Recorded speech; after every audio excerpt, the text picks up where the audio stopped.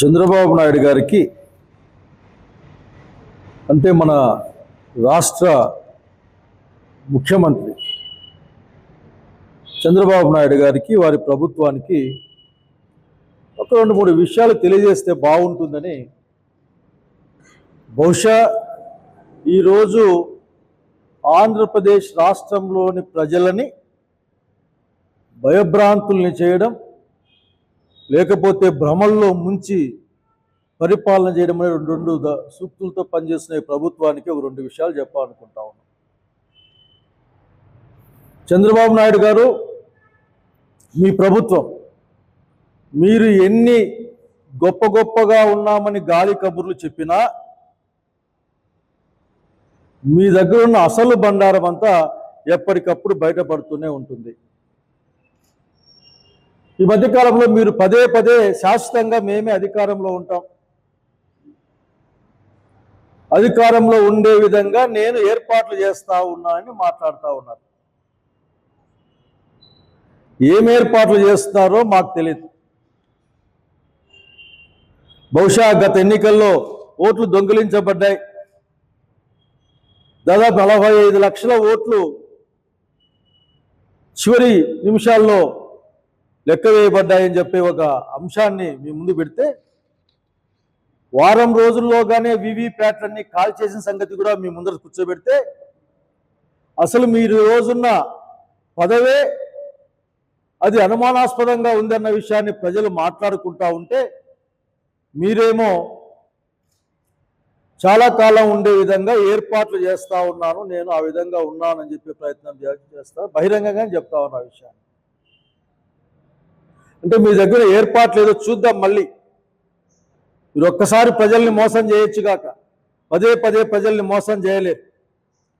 అసలు మీ ప్రభుత్వంలో అసలు వ్యవస్థల్ని, ప్రత్యేకించి పోలీస్ వ్యవస్థని, రెవెన్యూ వ్యవస్థని ఎంత దారుణంగా దిగజారుస్తున్నారో మీకు ఏమైనా అర్థమవుతా ఉందా? బహుశా మీరు చేసే ఏర్పాట్లలో ఒక భయోత్పాతాన్ని కలుగజేసి రాజకీయ పార్టీలుగా ఉన్న వాళ్ళని టార్గెట్ చేస్తూ సాధారణ ప్రజల్ని కూడా మీరు బెదిరించే ప్రయత్నం చేస్తూ ఉన్నారు, భయపెట్టే ప్రయత్నం చేస్తూ ఉన్నారని చెప్పడానికి ఏమాత్రం కూడా అసలు నేనైతే వెనక్కిపోవడంలే. ఎందుకంటే నిజంగా ఆ విధమైన కార్యక్రమాన్ని చేస్తూ ఉన్నారు మీరు ప్రభుత్వం యొక్క కార్యకలాపాలకి, ప్రభుత్వం చేసే కొన్ని పనులకు ప్రజలకు నచ్చకపోతే నిరసన కార్యక్రమం చేద్దామన్నా సరే పర్మిషన్ లేవని చెప్పి బెదిరిస్తూ ఉన్నారు మీరు. అసలుకి భారత రాజ్యాంగం ఇచ్చిన వాక్ స్వాతంత్రాన్ని కానీ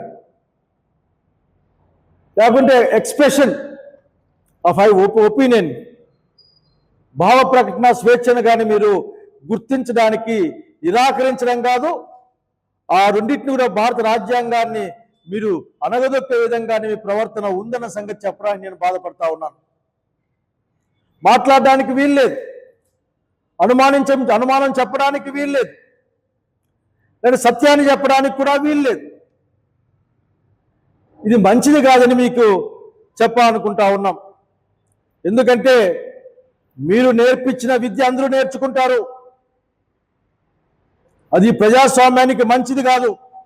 ఇప్పటికి కూడా సంయమనం పాటిస్తూనే మాట్లాడే ప్రయత్నం చేస్తూ ఉన్నాం మా లాంటి వాళ్ళందరం కూడా. 27 మంది మీద మీరు ఆ కర్నూలు బస్ దహనంలో కేసులు పెట్టారు. చివరికి వైఎస్ఆర్సీపీ నాయకుల్ని టార్గెట్ చేస్తూ కేసులు పెట్టారు. ఒక భావ వ్యక్తీకరణ లేకపోతే అభిప్రాయాన్ని చెప్పడం, అనుమానాన్ని చెప్పడం అన్నది ప్రభుత్వ పరిపాలనా మార్గాన్ని సుగమం చేసేందుకోసం, ప్రభుత్వం తనని తాను సంస్కరించుకొని ముందుకు పోవడం కోసం పనికొస్తున్న ఆలోచన మీకు లేకపోగా, తద్వారా మీరు మాట్లాడితే మీ మీద మేము నోటీసులు పంపిస్తాం, జాగ్రత్త అని సామాన్య ప్రజానీకానికి కూడా భయాన్ని కలిగించే విధంగా మీ ప్రణాళిక ఉందని నేను భావించాల్సి వస్తూ ఉంది. ఇక్కడ ఇటువంటి వాళ్ళని చాలా మందిని భూమి చూసింది, రాజ్యం చూసింది, దేశం చూసింది. మీ దగ్గర ఏముండో కేసు పెట్టినాక మీరు అరెస్ట్ చేసినాక కేసు పెడతారు. ఆ భాస్కర్ రెడ్డి పాపం వాళ్ళ అంత్యక్రియల కోసం వస్తే ఇక్కడికి అసలు నన్ను కుమ్మేశారని చెప్తా ఉన్నాడు ఆ పిల్లోడు. ఆఖరికి అతన్ని చితగ్గొట్టి మళ్ళీ మీరే కేసులు పెట్టడం ఏందో నాకు అర్థం కావడంలే. ముఖ్యంగా పోలీస్ వ్యవస్థ ఆలోచించుకోవాలి. ఏ వెలుగుల కోసం మీ ప్రాణం చేస్తా ఉన్నారో మీరు అర్థం చేసుకోవాల్సిన అవసరం ఉంది. మీరు ఆలోచించుకోవాల్సిన అవసరం ఉంది. ప్రత్యక్షంగా పోలీసు వాళ్ళని బెదిరించినా సరే మీరు రియాక్ట్ గారు మీరు మాట్లాడరు. కానీ మీరు ఉత్తరాలు పోస్ట్ మ్యాన్ లాగా తీసుకుని మోసుకుపోతా ఉంటారు. అసలు మీరు ఏ కార్యక్రమానికి ఉద్యోగాల్లో చేరారో, ఏ కార్యక్రమం నిర్వర్తిస్తున్నారో మీరు చూసుకోమని కోరుతా ఉన్నాను ఈ రోజున.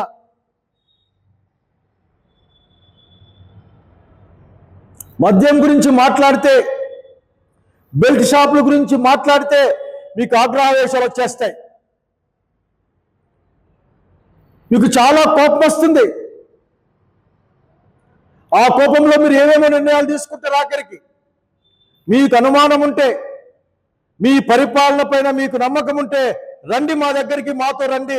బెల్ట్ షాపులు ఎక్కడెక్కడ ఏ విధంగా అమ్మబడుతున్నాయో మీకే చూపిస్తాను. నేను చూపిస్తాను, రండి. వేరే వాళ్ళంతా కూడా అవసరం లేదు.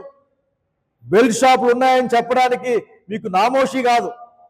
వీటి వారిని గుర్తించరు. ఎందుకంటే అక్కడ ఎక్కువ మంది మీకు సంబంధించిన వాళ్ళే ఆ వ్యాపారం చేస్తూ ఉన్నారని గ్రామస్తులు గ్రామాల్లో చెప్తా ఉన్నారు. రండి, చూపిస్తాం. అట్లాగే ఏదో క్యూఆర్ కోడ్లు పెట్టి మీరు వ్యాపారం చేస్తామంటా ఉన్నారు. బెల్ట్ షాపుల్లో ఎవరు క్యూఆర్ కోడ్ని స్కాన్ చేస్తారో చెప్పాలా. అసలు బెల్ట్ షాపుల్లో ఏ మద్యం అమ్ముతున్నారో కూడా రండి. అట్లాగే బాటిల్కి 10 రూపాయలు ఎక్కువ చేసి అమ్ముతున్నారని పేర్లు చెప్తా ఉన్నారు. రండి. ఇవి మాట్లాడితే మీకు కోపం వస్తుంది. ఎందుకు మీరు ములకల చెరువులో ఆ జనార్దన్ రెడ్డిని పట్టుకోలేదంటే మీకు కోపం వస్తుంది. ఎవరో చెప్పినారని కన్ఫెస్ చేసినారని జోగి రమేష్ అయితే లోపల పెడతారు తీసుకెళ్ళి. జోగి రమేష్ ఏమో సిబిఐ ఎంక్వైరీ చేయమంటాడు. మీరు చేసి ఉండాల్సింది, మీరే ప్రభుత్వం అడిగి ఉండాల్సింది. కనుక ఏ మంచి మాట మాట్లాడినా మీకు కోపం వస్తుంది. మీ యొక్క పరిపాలన గురించి ఏ విమర్శకు సిద్ధంగా లేరు మీరు. మోదా తుఫాను వల్ల ఉత్తరాంధ్ర ప్రత్యేకించి కోస్తాంధ్ర ప్రాంతాలు అతలాకుతలం అయిపోతే నిజంగా మీరు గుండెల మీద చేసుకొని చెప్పండి, మీరు అవార్డు తీసుకోవడం కోసం లండన్కి వెళ్ళారు. అట్లాగే మీ బదులు కార్యక్రమాలు చేస్తున్న మీ అబ్బాయి బొంబాయికి వెళ్ళాడు క్రికెట్ చూడడానికి. అడగకూడదు, అడిగితే కోపం వస్తుంది మీకు. మీ డీసీఎం వెళ్ళి మాట్లాడితే తాట తీస్తా అంటూ ఉంటాడు. ఆ స్క్రిప్ట్ రైటర్ మార్చాలి డైలాగు. కానీ ఇటువంటి పరిపాలనలో మీకు విమర్శ రాకుండా ఎట్లా ఉంటుంది? విమర్శను భరించలేంతగా మీరు ఎదిగిపోతే కష్టంగా ఉంటుంది చంద్రబాబు నాయుడు గారు. ఏదేమైనా పాత్రం నాయకుల నుంచి కొద్దిగా మంచిని ఎవరైనా కోరుకుంటారు. మీ దగ్గర ఈ పరిపాలన మంచి అంటూ ఏమీ కనపడడం లేదు. చివరికి సోషల్ మీడియా యాక్టివిస్టుల పైన అక్కడ ఏమీ లేకపోతే కేవలం విమర్శిస్తేనే మీరు తీసుకెళ్ళి చివరికి మధ్య కొత్త పద్ధతి కూడా నేర్చుకున్నారు. మీరు సోషల్ మీడియా కార్యకర్తల్ని, ప్రజల్ని భయపడించడానికి మీరు గంజాయి కేసులు పెట్టే ప్రయత్నం చేస్తూ ఉన్నారు. ఇది బహుశా మీ ఆలోచన పరిధికి పరాకాష్ఠగా నేను భావిస్తా ఉన్నాను. మీ దుర్మార్గమైన ఆలోచన ఇది పరాకాశం మీకు సహకరిస్తున్న పోలీసులు ఆలోచించుకోవాలి. కాలం ఎప్పుడు ఇదే విధంగా ఉండదు. సత్యాసత్య విచారణ జరుగుతుంది. ఎవరు ఏ విధంగా ప్రవర్తించారో అన్ని కూడా ప్రజాక్షేత్రంలో తేల్చబడతాయని మా నాయకుడు పదే చెప్తా ఉన్నాడు ప్రజాస్వామ్యబద్ధంగా. ఇది ఊరికే చెప్పే మాట కాదు. మీరు చేయాల్సిన పని చేయడంలే. లా అండ్ ఆర్డర్ అడుగంటిపోతా ఉంది రోజు రోజుకి. రాష్ట్రం మొత్తం మీద గణాంకాల ప్రకారమే ఈ మత్తుకు బానిసైన వాళ్ళు ఎక్కువ మంది పెరిగిపోతా ఉన్నారని గణాంకాలు చెప్తా ఉన్నాయి. బడుగు బలహీన వర్గాలపై దాడులు పెరుగుతున్నాయి చెప్పబడతా ఉన్నాయి. అక్కడెక్కడ కూడా మీ యొక్క వెంటనే ఒక ఎలక్ట్రిక్ రియాక్షన్ నాకేం కనపడడం లేదు. మా జిల్లాలో, మా ఉమ్మడి జిల్లాలో ఆ 7 గుర్రాలపల్లిలో ఒక అమ్మాయికి అన్యాయం జరిగితే